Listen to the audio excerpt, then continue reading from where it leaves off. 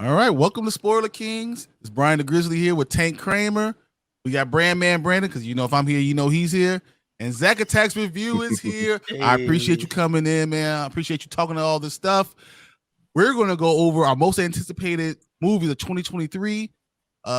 We all have a top 5 list. I think we can do this pretty quickly without going too far into it. Do you want us to do single shots, or can we just do it as in a round?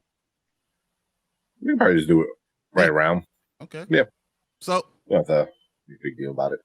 All right, B. So we're going. What we start off with. We're gonna start off with you. All right, bet. So, shall I just jump right into it, gentlemen? Yes, just definitely. Sure. Okay, so we are in 2023. We are in 2 days in. There's a lot of good stuff coming out this year. I definitely have. I got a list. Try to keep it a little bit versatile. So I will start with my number 5 of 2023. My number 5 most anticipated. I'm going to say Dune Part 2.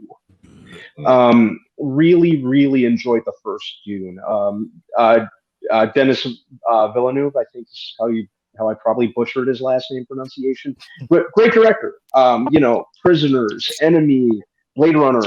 Dune Part 1. He's really done no wrong as far as I'm concerned. I think he was a great choice to take on Dune as long as they've been trying to get it made. Really enjoyed the cast. Like the build up to to Part 2. Doing it as a 2-parter is a great idea. We got new cast members. Florence Pugh, who I really enjoy watching. She's rapidly becoming one of my favorite newer actresses. Christopher Walken, I believe, is in this one as well. I'm down. Dune Part 2. Can't wait for that. We got until October. It's Halloween month. Everyone who knows me knows how much I love Halloween. Yes. That coming out in October is the icing on the cake. That's going to make it even a better month for me. My number 4 is Christopher Nolan's Oppenheimer. Mm-hmm. Christopher Nolan, I think, some of his movies I'm a little less excited for than others. His style's kind of hit or miss for me sometimes. But overall, I think he's a pretty solid director. And I think Oppenheimer, considering the type of director he is, this is directly up his alley, I think, the story of J. Robert Oppenheimer. The cast is insanely stacked. We got Cillian Murphy, Robert Downey Jr., Emily Blunt, Matt Damon, Florence Pugh again, Josh Hartnett, haven't seen him in a minute, Josh Peck, Benny Safdie's in it, Rami Malek. Just an insane cast. I think this one's going to be dope. Really can't wait for this one. Number 3, Ant-Man and the Wasp: Quantumania. Mm-hmm. I think that one's going to be cool. It's so interesting how and crazy how Ant-Man started out like as a as kind of like a heist movie that happened to star a superhero to kind of more of a superhero movie in its sequel, and now we're entering the quantum realm. Pretty much the bulk of this movie is going to take place in the quantum realm. I know that some people out there are a little disappointed that Emma Furman from Avengers Endgame is not returning to play Cassie Lang, but Catherine Newton's a really great actress. I really like her in Freaky. I like her in Blockers. I like her in pretty much everything I've seen. Supernatural. I think she'll do great as Cassie Lang. If Emma Furman had to be replaced, and we only really saw Emma Furman in like 2 scenes. She did great in them, but Catherine Newton's a very established actress, so I'm cool with it. If this shows up in IMAX 3D, I want to experience the quantum realm in IMAX 3D if that's a possibility. Jonathan Majors in his Kang glory, we're going to see that. I think I'm going to try to get you a get a theater for that. Yeah, oh yeah, I'm in. I was just going to say, yeah.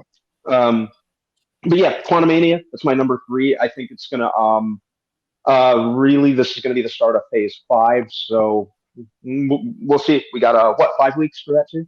Yep. 4, 5, 6. Mm-hmm. Yeah. So. My number 2 is Guardians of the Galaxy Volume 3.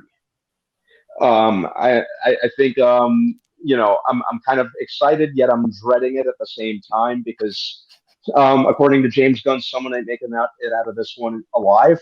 I'm kind of fearing to see who that may be. I got some ideas going by that trailer we got, but it'll be good to see how James Gunn ends his run on the Guardians before he goes and gives DC a complete overhaul. So I'm very, very excited. My number, and that leaves my number one, which is Mission Impossible: Dead Reckoning Part One. The Mission Impossible movies, man. I think ever since the third movie, they've just very, very much been on an upward trajectory. I think they've just Tom Cruise always tops himself. The man takes his craft when it comes to entertaining the audiences very, very seriously. There's always some insane stunt that he does. I'm hoping there's more than one this time. The trailers kind of make it seem like there's going to be more than one. But and I love a good espionage flick, and these are really unparalleled when it comes to it. So, and this franchise has lasted a lot longer than one thing. We're coming up on nearly 30 years of this franchise. Yeah, it's insane. It's a lot. So yeah, Dead Reckoning Part One is my number one, and I got a couple honorable mentions. My first honorable mention is Spider-Man Across the Spider-Verse. Loved the first one, probably one of my favorite Spider-Man movies. Spider-Man is my guy. Miles Morales is my guy. Looking forward to seeing more adventures of him.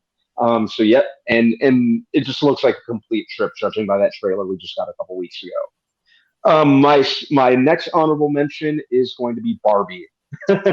I never thought there would be any plane of existence that I'd be excited for a Barbie movie, but Greta Gerwig's a great writer and director. She really won me over with Lady Bird, her take on Little Women. It's being co-written by Noah Baumbach. So, and the cast is insane. Margot Robbie as Barbie, Ryan Gosling as Ken, Simu Liu, Issa Rae is in it. Handful of actors, but with Greta Gerwig writing and directing, not only do I think it's going to be a very funny movie, I also think it's going to be a very smart movie. So, which you wouldn't necessarily associate with a movie based on a toy line. But I think her one that's lasted for 60 years. Yeah, I do. One's last, yeah. So I really think this is going to be something special. So count me in for that one. And my next honorable mention is Indiana Jones and the Dial of Destiny. I love a good adventure movie, even though Kingdom of the Crystal Skull kind of fell flat for me in a multitude of regards. I still love Indiana Jones. It does kind of suck that Steven Spielberg's not coming back to direct this one, but it's got James Mangold, who did, for the great Ford versus Ferrari. He did Logan. He's done Walk the Line. So, if Spielberg absolutely had to be replaced, they got a good replacement. And my last one before I let you don't do all of our movies, man. Last one, very last one. Transformers: Rise of the Beasts is my last one. Which one? Say what? Oh, it's Rise of the Beast. Yeah, definitely. We're gonna call it what it is. Transformers: Beast Wars. We're gonna call this Beast Wars. I'm gonna stick with Beast Wars. I think once Michael. I think, yeah, I'm going to call it Beast Wars. Screw it. Once Michael Bay exited the picture as director, I think that's when the movies kind of finally started doing it for me. Bumblebee was probably the first one that didn't give me a headache. And you can actually tell the robots apart, which is nice. They don't look like wadded up balls of aluminum foil this time. Between this and Bumblebee, and yeah, Ron Perlman is voicing Optimus Primal. That trailer really sold me. I like the '90s setting, and I like that you, judging from what brief snippets we saw of the fights, you can actually see what's going on, which is cool. So yep, those are mine for 2023. I've been talking for way too long, and I've listed off way more than I probably should have. All the movies are done now.